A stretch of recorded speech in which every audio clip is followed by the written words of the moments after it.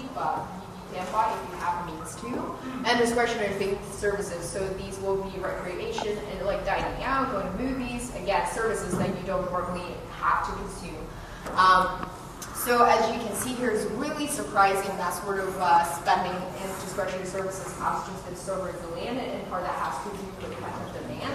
For 2 years, nobody was able to do any of these things, right? So once things started to open up or restrictions started to ease more significantly, we do see quite a persistent increase, and now we're looking at 40 to 50% of spending above where they were pre-pandemic. So that's incredibly strong, incredibly resilient. I think that's in part what's been super surprising to all of us as well.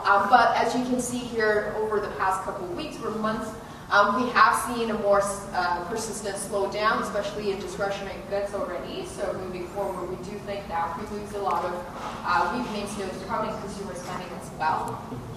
So alongside the slowing goods demand is moderations in global manufacturing activity, which is just the chart on the right here, PMIs.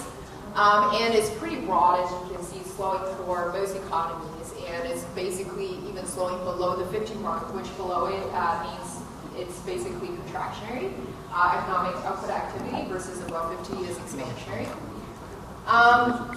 And then some other signs or weakening signs that we're seeing already. Consumer insolvencies are not nearly where they were pre-pandemic, but the trend is still nevertheless quite concerning. It's rising pretty persistently throughout 2022 to early 2023.